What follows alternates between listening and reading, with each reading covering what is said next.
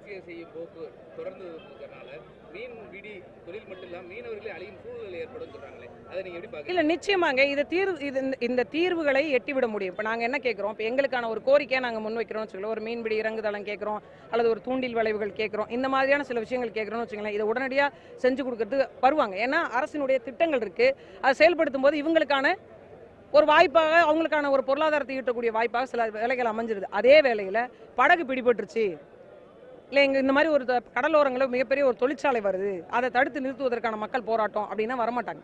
படகு பிடிபட்டுச்சு வரமாட்டாங்க. எங்களுடைய மீனவர்கள் பிடிபட்டாங்க வரமாட்டாங்க. இப்போ இவ்வளவு தூரம் இங்கே வரக்கூடியவங்களுக்கு இங்கே வந்து போகிறதுல என்னங்க பிரச்சனை?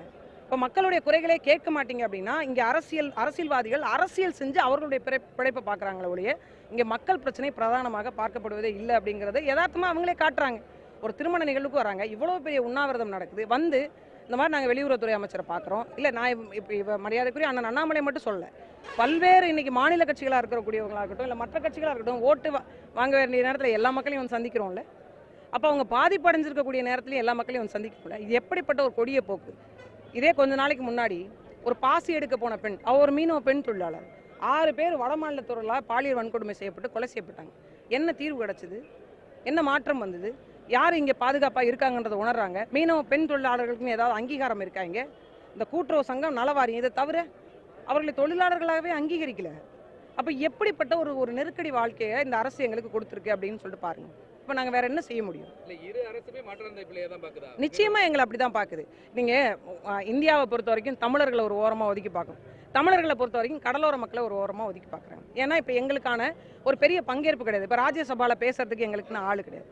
இப்போ நீங்கள் மக்களவையில் எங்களோட பிரச்சனையை பற்றி பேசுவதற்கு ஆள் கிடையாது.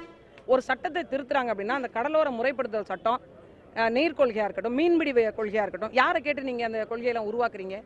தேசிய மீன்வள கொள்கை ஒரு கொள்கையை உருவாக்கியிருக்கு மத்திய அரசு. அங்கே யாரோட இது தர்க்கம் செய்யப்பட்டது, யாரோட விவாதிக்கப்பட்டது, எந்த மக்களோட கருத்து கேட்பு கூட்டம் நடத்தப்பட்டது, இது இந்த கொள்கையை நீங்கள் எதுக்காக உருவாக்கி வச்சிருக்கீங்க? இது ஒரு கேள்வி இருக்குது.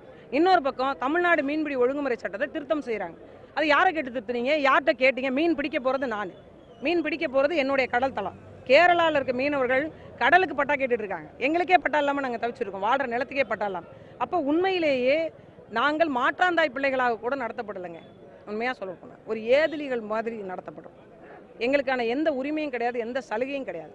குறைஞ்சபட்சம் இந்த பகுதியில் ஒரு சலுகையாக இருந்தது மீன்வளத்துறை அமைச்சர் என்கிற ஒரு பதவி, அதுவுமே எங்களுக்கு இல்லை. எங்களோட பிரச்சனையை யார் போய் பேச போகிறாங்க?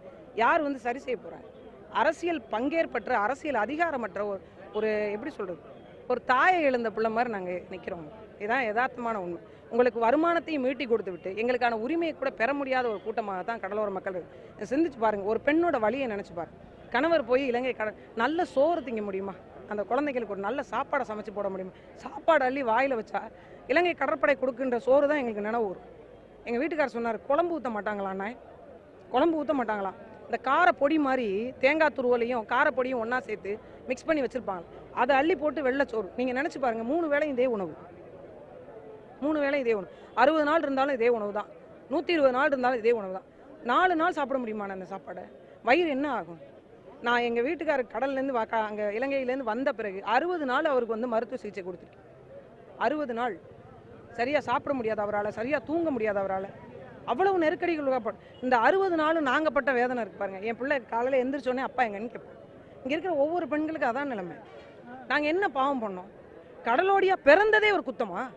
இந்த கடல் சமூகத்தில் இந்த தொல்குடி மக்களாக பிறந்தது ஒரு குத்தமானு கேட்குறேன். வேற என்ன நாங்கள் பாவம் பண்ணோம்? எங்களுடைய கச்சத்தீவை நீங்கள் கொடுத்துட்டு எங்கள் இடத்துக்கு நாங்கள் போகும்போது நீங்கள் அத்துமீறி இங்கே உள்ளே வருகிறீங்க. இந்த கோடு பார்டர் லைனை யார் போட்டது? யாரை கேட்டுட்டு போட்டீங்க? இந்திய அரசும் இலங்கை அரசும் வந்து உட்கார்ந்துக்கிட்டு பேசுவீங்களா எங்களுக்கான நிலத்தை நீங்கள் கூறு போடுறதுக்கு? எங்களையே அதில் உள்பங்கீடாக நீங்கள் வைக்கல, அதிகாரத்துவம் நபராக நீங்கள் ஏன் வைக்கல? எங்களுக்கான பிரதிநிதித்துவத்துக்காகவாது எங்களை நீங்கள் உட்கார வச்சிருக்கணும்ல. யாரை கேட்டு எல்லைக்கோடு போட்டீங்க? இந்த எல்லைக்கோடு யாரால் வரையறுக்கப்பட்டது? அந்த அதிகாரிகளை கூட்டுவாங்க. நாங்கள் கேட்குறோம், எப்படி நீங்கள் எல்லைக்கோடு அப்படி போட முடியும்? இவ்வளோ பெரிய நாட்டுக்கு இவ்வளோ பெரிய எல்லை, இத்தனோண்டு நாட்டுக்கு இவ்வளோ பெரிய எல்லையான ஒரு தார்மீக பொறுப்பு இருக்குல்ல. நான் கேட்குறேன், எனக்கு வந்து 25 வயசு ஆகுது, 50 வயசு ஆகுதுன்னு வச்சுக்கோங்க, நான் ஒரு உணவு சாப்பிடுவேன். 5 வயசு குழந்தை ஒரு உணவு சாப்பிடும்.